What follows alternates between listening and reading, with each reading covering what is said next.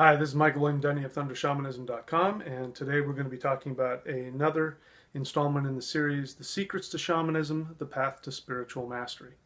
So today I want to talk to you about the role of emotions when it comes to mastering shamanism. This was one of the most interesting things that I came across that I think has become lost in spiritual paths. And there's a couple, I know of one shamanic pathway that still has an understanding of this, but you can find this in old, even lost shamanic pathways. Very briefly, here's how the emotions work. Again, we've talked about the importance of the lower self. The lower self is like the generator of the body.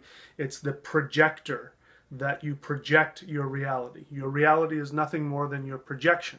It's a dream. Enlightenment in the shamanic mindset is to wake up from the dream. When you wake up from the dream, you can control it. You can create it. You can do whatever it is that you choose to do, as long as you know what your personal soul desire is, the blueprint that you've given yourself. As long as you're following that, you can create anything in your reality. Emotions are a very important part of that. My experience with moderners is that for the most part they're either completely cut off from their emotions, or they're slaves to their emotions. You know, people who lose their temper all the time, people who fall in love hopelessly, you know, with people that are wrong for them all the time, or people who are so disconnected from their emotions they make themselves physically ill because they can't process emotions. Emotions are extremely important. This is why we love watching television. This is why we love watching movies. This is why we like going to concerts, and is because we need the show. You know, I was an actor for many years, and this is, you know, one of the things that has taught me the importance of emotions. I was an actor for many years in Hollywood. I had a theater company. I did movies and TV and blah blah blah. And you know, I was very disappointed when at age 39 I realized, you know, I wasn't going to become the next, you know, Robert De Niro. And you know, it gave me an opportunity to focus on my shamanic path, and you know, here I am. What I've since found out is that mastering emotions, which is what an actor really does. A good actor is somebody who is able to understand how emotions are created.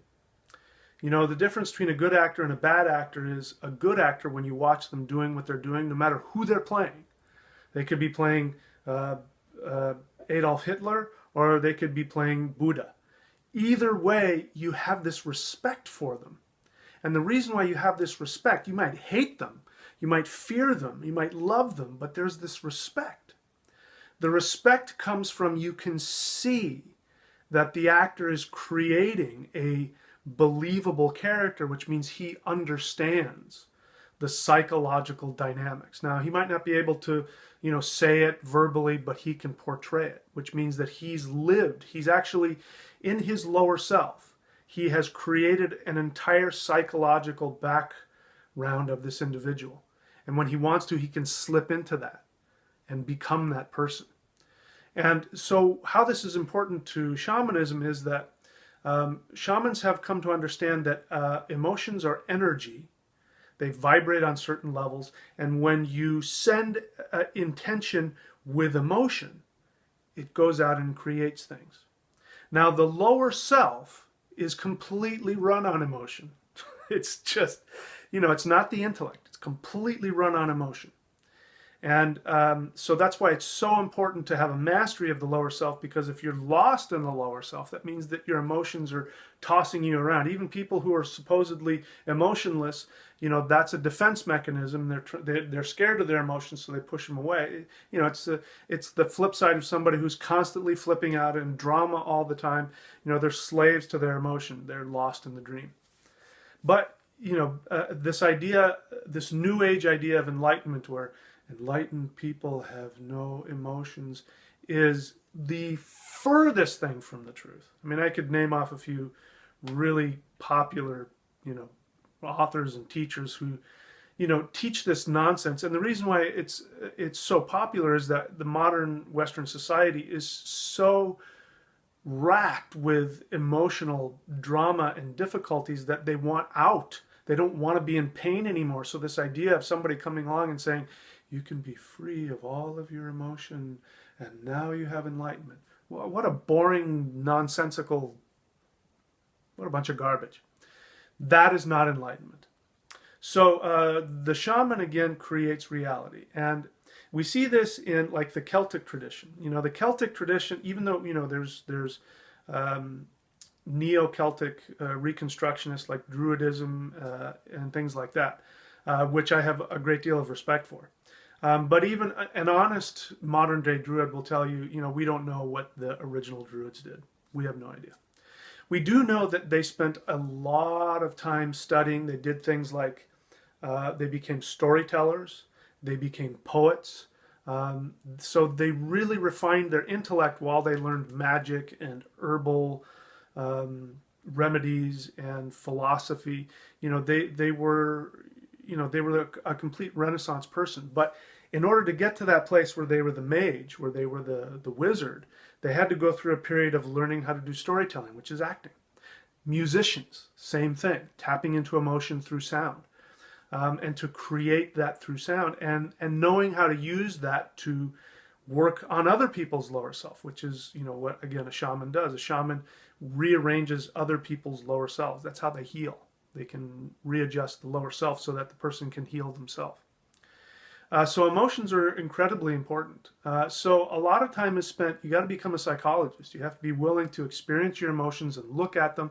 People who are trying to escape do not make good shamans.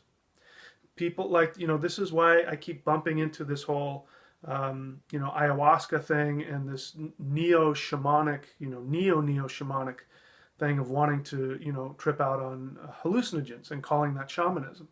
It has its place, tiny little place.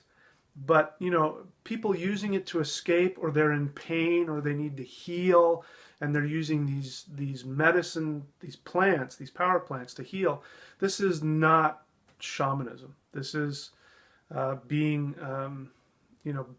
beat up and thrown around by your problems. A shaman is a psychologist, and a shaman wants to look at his or her own issues and wants to master them and work through them. So, a shaman is also a psychologist. And so this is, again, coming back to emotions. Emotions are very important.